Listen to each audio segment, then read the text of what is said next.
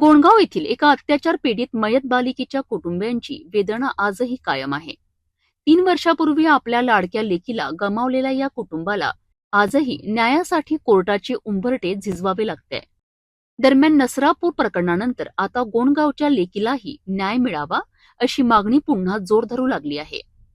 जळगाव जिल्ह्यातील गोणगाव येथे घडलेल्या अत्याचार प्रकरणाने संपूर्ण परिसर हादरला होता।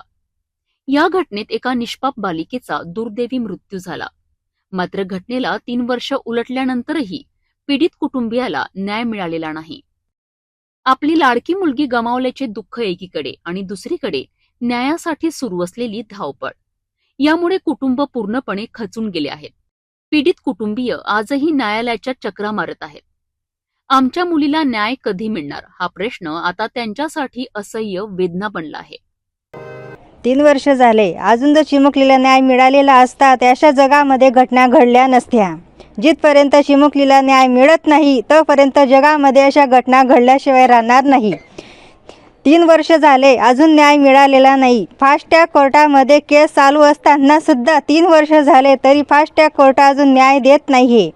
जिथपर्यंत हा चिमुकलीला न्याय मिळेल तोपर्यंत लहानच्या मोठ्या मुली जगामध्ये सुरक्षित राहत नाही।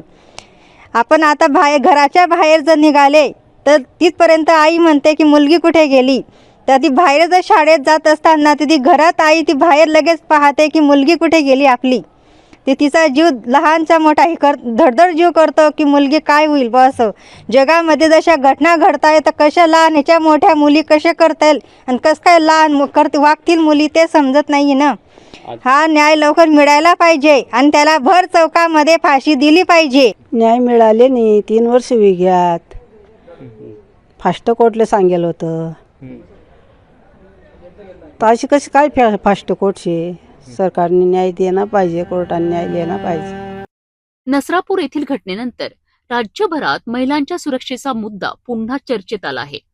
त्याच पार्श्वभूमीवर आता गोणगावच्या लेकीलाही न्याय मिळावा अशी मागणी नागरिक आणि सामाजिक संघटनांकडून केली जात आहे। दोषींवर कठोर कारवाई करून पीडित कुटुंबियाला न्याय द्यावा अशी भावना परिसरातून व्यक्त होत आहे। सगळीकडे चर्चा फास्ट ट्रॅक कोर्टचीच आहे। पुण्यामध्ये जी घटना घडली फास्ट ट्रॅक कोर्ट, त्यानंतर जी आता आम्ही पालघरला सुनील भाऊ भुसारा पण इथं आले, पालघरला जी घटना घडली काल तिथे फास्ट ट्रॅक कोर्टची मागणी करण्यात आली। पण आता फास्ट ट्रॅक कोर्टचा खरंच फायदा होतो का हे कुठेतरी जर बघायचं असेल तर दुर्दैवी घटना जी इथं घडली या गावामध्ये इथं आपल्याला जाणवेल 3 वर्ष होऊन सुद्धा त्या फास्ट ट्रॅक कोर्ट मधून अजूनपर्यंत न्याय हा मिळालेला नाही। त्याच्याच बरोबर ज्या लोकांनी साक्ष दिली होती, जी काही त्यातली लहान मुलं होते, आज कुठेतरी कदाचित त्यांना घाबरवलं जातंय का काय वेगळं कारण हे आपल्याला सांगता येत नाही। जे इथं राहत होते ते आता इथं न राहता स्थलांतर झालेले आहेत। मग कुठेतरी इथे असणाऱ्या त्या मुलीच्या आईला, वडिलाला, आजीला भीती वाटते की त्या मुलीला न्याय मिळेल का। या प्रकरणामुळे पुन्हा एकदा न्याय व्यवस्थेच्या गतीवर प्रश्न उपस्थित होत आहेत। गोणगाव येथील या कुटुंबियांची वेदना आजही ताजी आहे।